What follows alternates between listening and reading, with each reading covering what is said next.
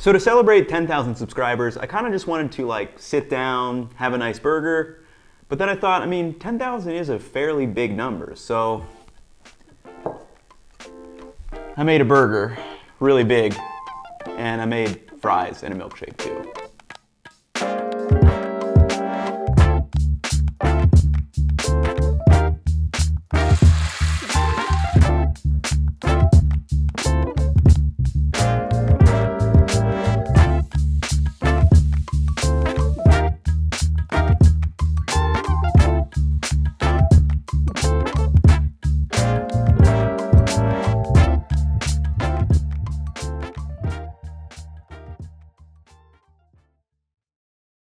For me, I'm not sure any meals give me that childhood nostalgia quite like a cheeseburger, crispy golden fries, and a nice milkshake. Turns out, it's pretty easy to replicate at home. Let's make it. To start the fries, peel around 8 russet potatoes. Once peeled, you're going to square that potato off and slice it into roughly 1/4 inch sheets and then 1/4 inch fries. Once chopped, let's head to the stove. Set a large pot of water on to boil and immediately add the potatoes and about 2 to 3 large pinches of salt.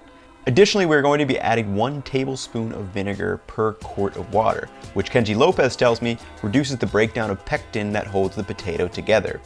This helps the fries hold their shape all the way through the final product instead of breaking down like a mashed potato. Enough pectin potato talk, bring the pot to a boil, stirring occasionally, and boil for around 5 minutes until the fries are tender but still have a slight bite to them. Using a mesh spider, remove the potatoes to a paper towel lined baking sheet to dry. Meanwhile, drain out the water in the sink, dry out your pot, and add about 2 inches of your favorite frying oil or whatever you have on hand. You're going to blast the heat to high and let the oil come to 400 degrees Fahrenheit, checking with the thermometer for consistency. Set up a second paper towel lined baking sheet and separate the fries into 3 small batches. Add the fries to the oil and fry for just 50 seconds. Make sure you set up a timer. This is our first fry, which again Kenji tells me will lead to a more substantial crust than just a singular fry. Set the fries on the sheet to dry and repeat the process for each batch. Once done with the first fries, you can just let these cool to room temperature for about 30 minutes or pop them in the freezer to cool for on-demand fries whenever you want them. While those cool in the freezer, let's prep our burger and accoutrements. Any self-respecting burger needs a good quality burger sauce, in my opinion. And this is how I like mine. Add roughly equal parts mustard, ketchup, and relish to a bowl.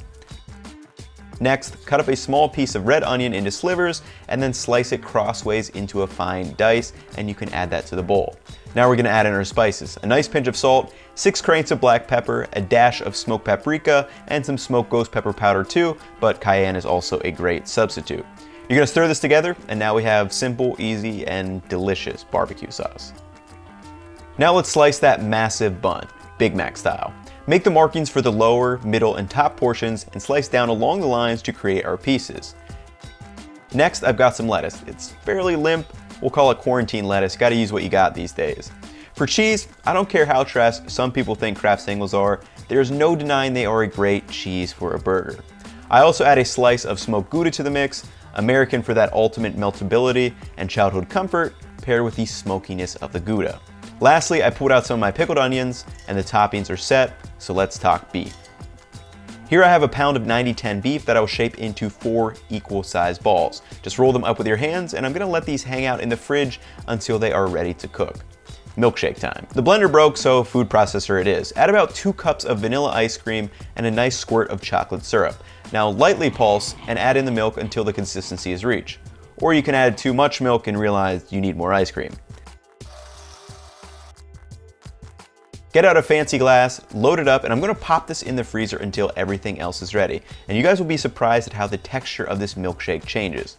Okay, let's smash the burgers and fry those fries. Set a cast iron over ripping hot heat.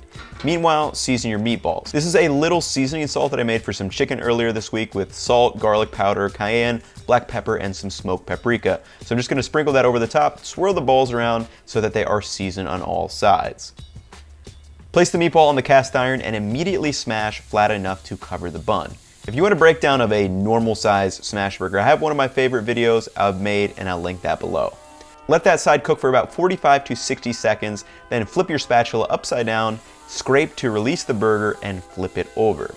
Add the cheese star to the second flip burger and place the other one on top to let that cheese melt.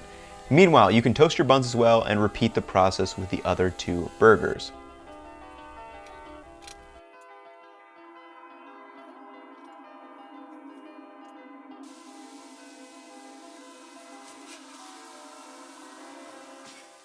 Also, a little tip when you're done, scrape and clean your cast iron right after cooking. When it's still hot, makes it so much easier. Also, put the oil back on and bring it to 400 degrees Fahrenheit while we assemble the burger. To assemble that burger, we're going to layer the bottom bun, then burger sauce, pickled onions, the burger, and the lettuce. You're going to spread some more burger sauce on both sides of that middle bread piece. Then we're going to add more pickled onions, the other burger, and top with lettuce and that top bun. I'll show you guys the cross section in a bit. Let's finish those fries. With the oil back at 400 degrees, retrieve the fries from the freezer and add them to the oil.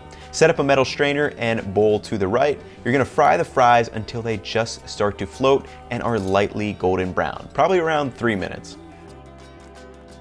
Toss the fries back into the strainer, add the next batch of fries and add salt on the fried ones and give them a nice shake around. You're gonna repeat this process until all the fries are done.